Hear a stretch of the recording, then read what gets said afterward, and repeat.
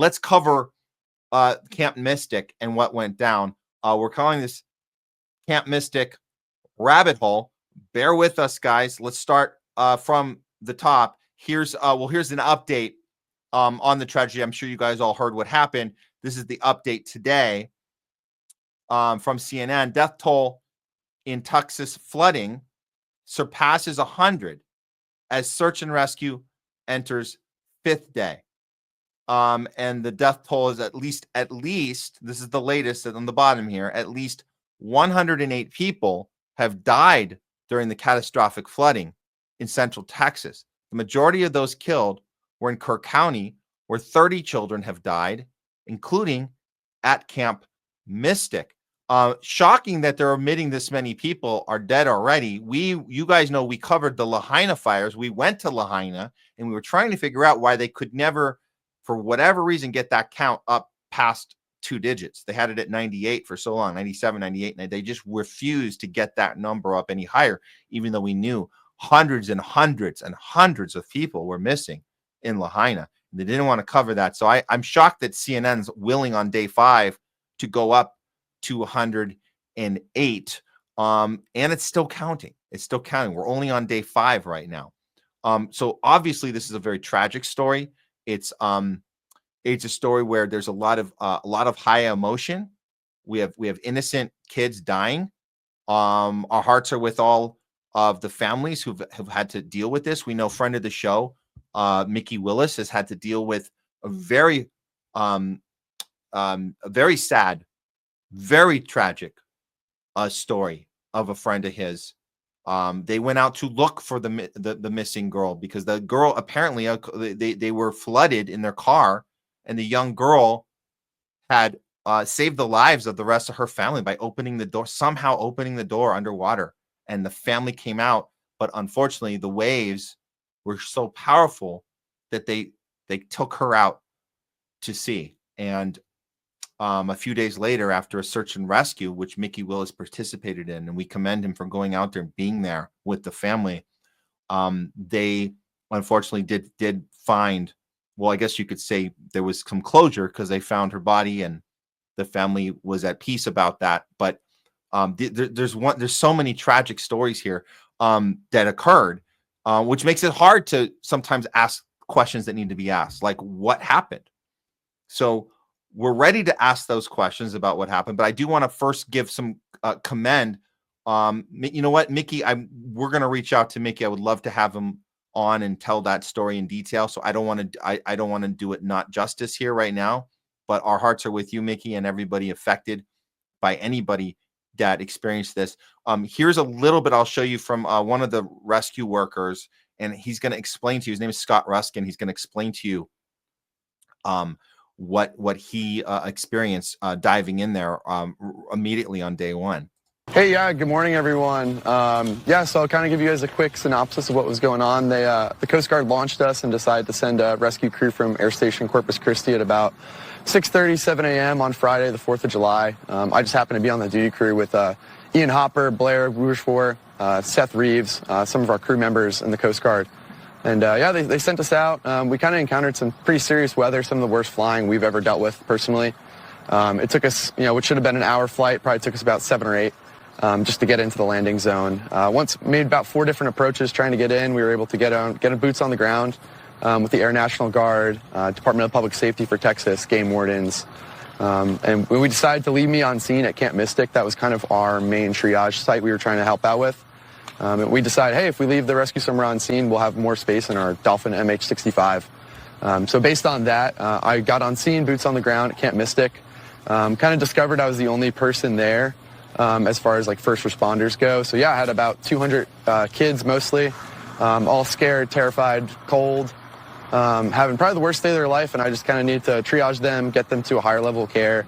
And get them off the flood zone with a lot of the US-60 Army helicopters. United States Army National Guard was landing their 60s with Task Force 1, some of their rescue swimmers, and they were able to land. We kind of came up with 2 different landing zones. There was one off an archery field and then one at a soccer field. So yeah, we were able to kind of land those 60s in there. And then I was kind of the main guy as far as like grabbing people, usually like 15 to 10 kids at a time, maybe one adult with them. and bringing them over to those 60s and getting them to a different LZ that was kind of safe and had more first responders than just myself out there. Very, very cool dude. Diving in and doing his job, which is great. I mean, we love seeing people that are, qualified as, you could call them heroes before a disaster happens. A lot of times you wear, just signing up for a job like this, you're already, just by signing up for the job before the disaster, you're already considered a hero. So it's nice to see people who are pre-disaster considered heroes stepping up to the plate and fulfilling that promise of heroism, which a lot of times we don't see that in people that are self-described heroes or society described heroes. You don't see that. A lot of times you don't see that with police. You see them running like cowards when the moment of truth arrives. So we appreciate that moment of truth. I want to cover this as well. There's some people that didn't get as much coverage, did not get airtime for their heroics, and I think it's important. This was tweeted out by John Carlos Estrada. It's very important that we give a shout out to the heroic camp counselors who saved 20 girls. And these are not trained professional Coast Guard members. These are two 19-year-old counselors from Mexico who saved 20 young girls at Camp Mystic. They kept them calm, moved them to safety, and wrote names on their arms for IDs. True heroes. And we did not see them going on TVs. We saw a lot of the celebration moments happening with the more TV friendly, I believe, crowds, which is unfortunate. And I'm just saying that for some reason, and we looked into the camp, and I'm not going to spend too much time on this part, but let's just get it out of the way. This is a high-end camp. This is a Christian camp. This is a predominantly white girls camp. It's just the way it is. There's an echelon of class, and this was the background of this camp. High-end, high donor class donating to this camp, and those are the type of people they're going to let in. And so you can make the case of racist this or that, but it's just another example we see of classism. But then you have these camp counselors who were heroes, saving 20 girls. I'm not seeing them booking spots on these networks and telling their stories. So we're just glad that's why we have Twitter, so we can go and find these stories that actually exist. So seriously, well done to those camp counselors being heroes. So there's a lot of heroes that need to be credited. We don't have the times or the time right now or means to credit them all, but we will continue updating the story as we hear more. Like I said, we'll reach out to Mickey Willis. I would love to have his take on what he experienced in the family that he went to help in real time as well. So we want to give the time and attention to the people that may not get attention elsewise. With that said, I think it's time we dive in to a little deeper now. Now that we've covered the story, let's take one step into the rabbit hole. Okay. I mentioned Lahaina, and you guys know we were on the ground looking at weather modification elements in Lahaina, looking at intentional land grabs that were going on. We've covered that here in California during the LA fires in January. What is the land grab situation? Why are people losing insurance right before the disaster? That happened here in California. Why did State Farm cancel 80% of their customers? Just cancel them. Lifelong insurance for fire insurance. Why were they canceled? So we ask those questions. We look into weather modification as an option of something that could be, if the technology exists, would people in power use that technology against people in order to accomplish their goal of land grab? Is that a thing? Well, it looks like it is quite a thing in Lahaina. It looks like it's most likely a thing here in California. It also looks like it's most likely a thing in North Carolina. So we looked at those things. In this case, let's tell you guys, if you haven't heard about the cloud seeding background in this Texas area where Camp Mystic exists, let's catch you guys up. And then we'll look at the motivation or timing or bad luck. We'll look at all that. But if you guys don't know this, you need to know this. There is a cloud seeding company called Rainmaker. It was founded by a 25-year-old Peter Thiel fellow. His name is Augustus Dorico, tied with Peter Thiel. As you guys know, the technocrat founder of Palantir, along with CEO Alex Karp. So we know the background there in as far as war and surveillance and AI, right? Okay. So who is this guy, Augustus Dorico? 25-year-old. He was seeding in Texas flood area 2 days before the flood. And the name of the project was called Stewarding the Natural World. Wow. How interesting that was occurring. And we found the paper trail here with Peter Thiel. This is from Hustlebitch. Holy shit, Texas cloud seeding CEO funded by Peter Thiel. It's connected to Palantir, which you guys already know if you watch the show. So Augustus Dorico is a 25-year-old tech bro and Thiel fellow. He founded the weather modification startup. It's called Rainmaker. And according to publicly available info, his company was reportedly cloud seeding over parts of Texas just 2 days before the historic flooding hit those same regions. He received $100,000 through Peter Thiel's fellowship, the same Thiel who funded Palantir, as we know, which is, their specialty is surveillance and defense tech globally, not just here, global surveillance and defense tech and technology for Israel so they can commit their war crimes, all through Palantir, Peter Thiel, Alex Karp. And so just let that, as he says, let that sink in. So why is a Palantir connected billionaire funding private weather experiments in Texas? Why is a 25-year-old with no public oversight allowed to modify the sky? They called it stewarding the natural world. Texas got biblical flooding instead. This isn't a theory. It's documented, privately funded, and totally unregulated. No vote, no consent, no accountability, just Thiel money, weather manipulation, and a flooded state left asking questions. So naturally, what do you do with this information? Well, let's ask Grok. Hey, Grok, can you confirm this? Yes. Yes. Augustus Dorico, 25, founded Rainmaker, funded by Peter Thiel. They seeded clouds in Texas on July 2nd, 2 days before the deadly floods killed 60 plus, as we know, and Grok's probably updated. It's now 100 plus, as we found out this morning.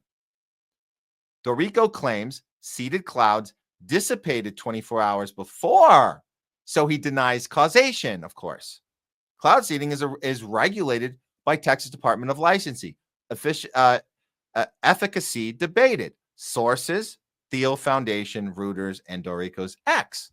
So all the information is available. Grok will sources it at the end. You guys can check it out yourself. What I want to bring up with you guys is I believe, and as you guys know, up until now, I think we're at a turning point with cloud seeding. We know there's a bill on the desk. Marjorie Taylor Greene is working on a anti-cloud seeding legislation right now. I think we're at a point with cloud seeding where we're turning a corner, where it's going to be less considered publicly a conspiracy theory and more considered something we just need because we need to have it. And it's important because the people doing it are looking out for our best interests, and they need to have gathered weather data and having the technology to do that. And they might be able to help out farmers' crops and blah, blah, blah, blah, blah, blah, blah. It's going to be presented now as something that's useful. And you're a conspiracy theorist now if you think it's being used for bad. Does this sound familiar? It should. It sounds to me like we're talking Fauci. We're talking COVID. We're talking gain of function research. They had to quickly move to the point of admitting that gain of function research existed, Fauci saying, I had nothing to do with that, we got rid of it, and then later admitting, okay, yeah, we were funding that. But it didn't actually cause the COVID. And the idea, and people still hold on to this, that still consider Fauci king of science, even today, even in 2025. There's a lot of people here in California that still think Fauci is king science. And they will tell you, if you ask them right now, they will tell you, well, yeah, he funded gain of function, but it was for a good cause. And you can't just say he caused COVID. You can't just say that just because he had technology that was capable of doing that, basically screwing with viruses and creating viruses as an experimental trial and error to play with the monster, let the monster out of its cage, see what damage it can do theoretically. That we're just doing it for ultimately for humanity purposes, humanity's sake. That's what cloud seeding is going to become now. And we know this now. And up till now, let's be clear, up until now, we were told that it didn't exist, right? We're told that all the time. Go back to Lahaina. We talk about cloud seeding. We talk about weather modification. Oh, you conspiracy theorists.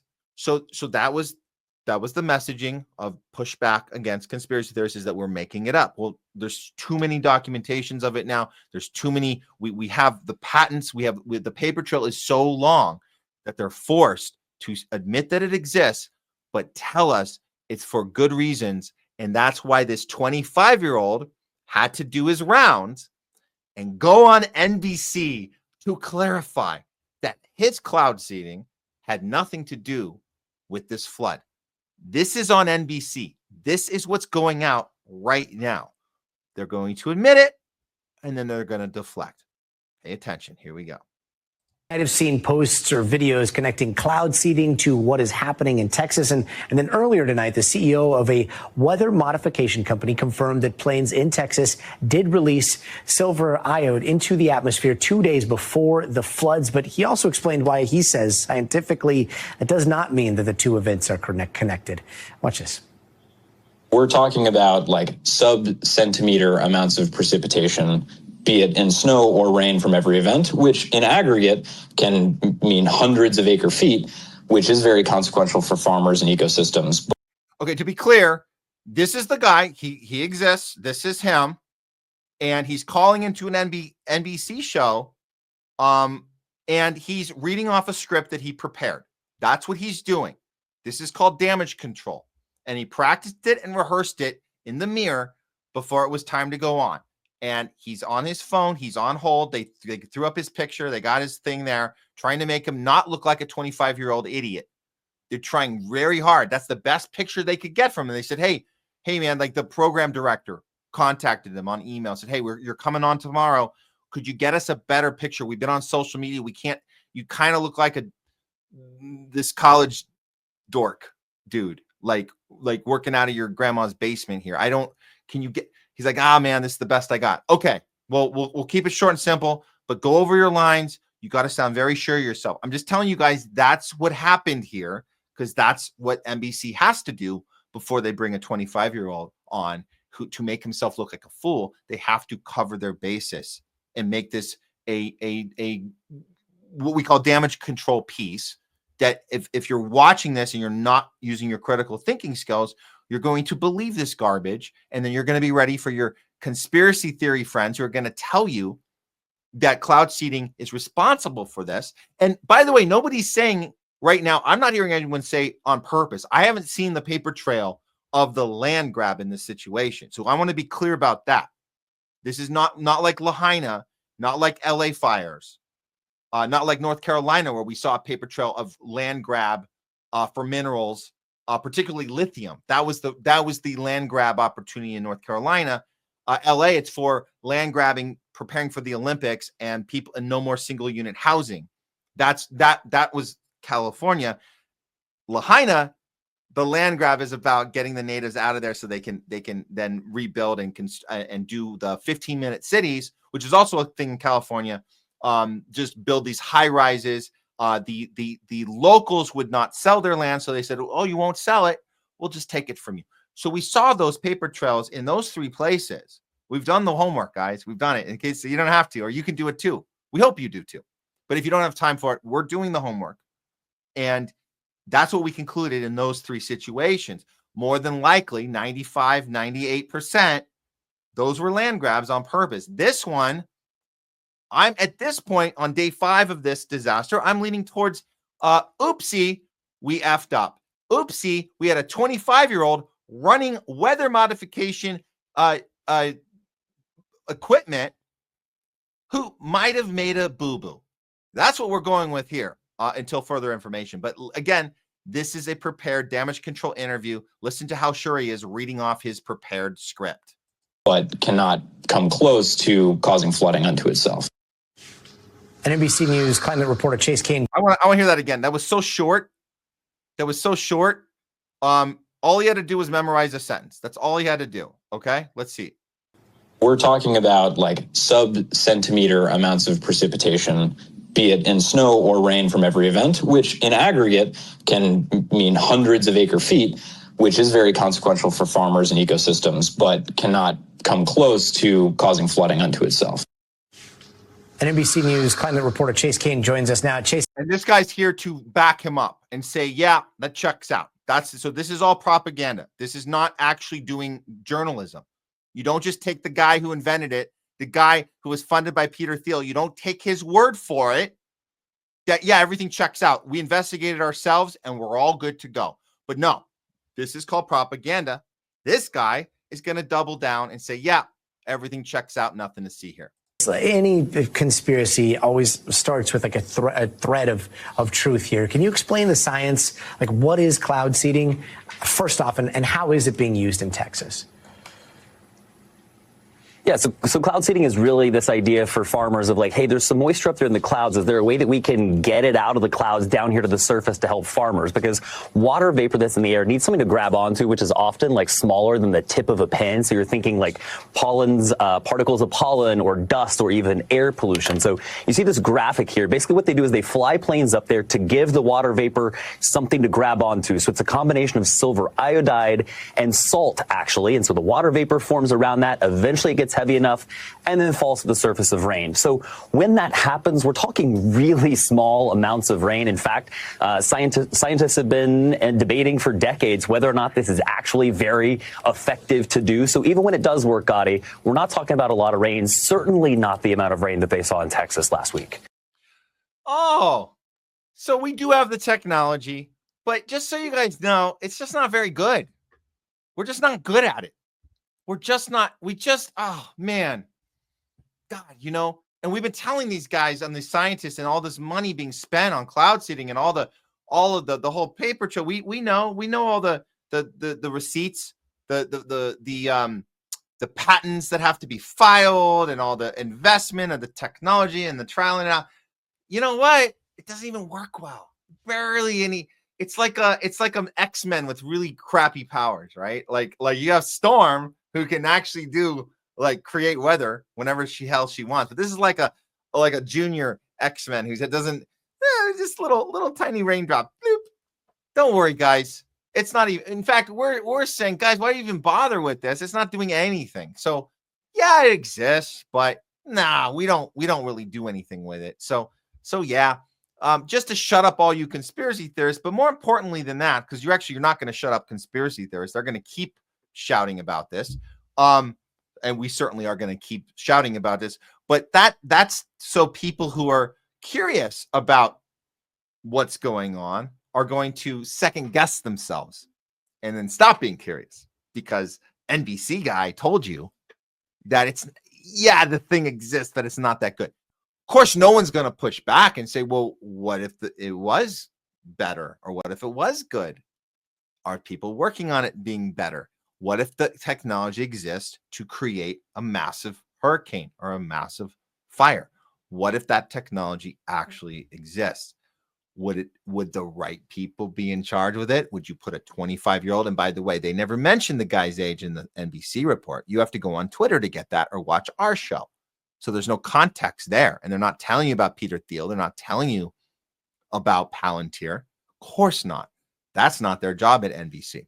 So that was a deflection piece. So we can take a little tiny win and say, well, from here on out, at least we don't have to feel like cloud seeding is we're going to be told that it doesn't exist. Well, that's good. Well, thank you for that one.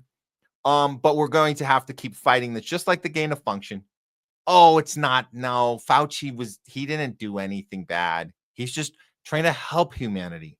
And that's what this kid, Augustus, is trying to do too. He's trying to help humanity.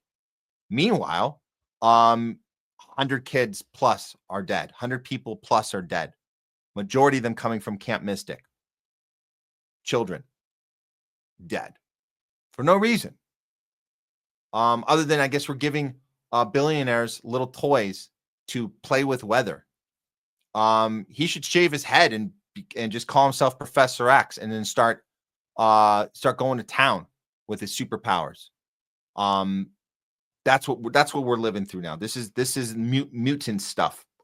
This technology is very dangerous, and we have to keep our eye on it and keep reporting on it. But that's the Camp Mystic tragedy for you guys. As it unfolds, we'll continue giving you more information, but that's where we're on now. Looks like, going down that rabbit hole today, looks like this might have been a horrible man-made oopsie.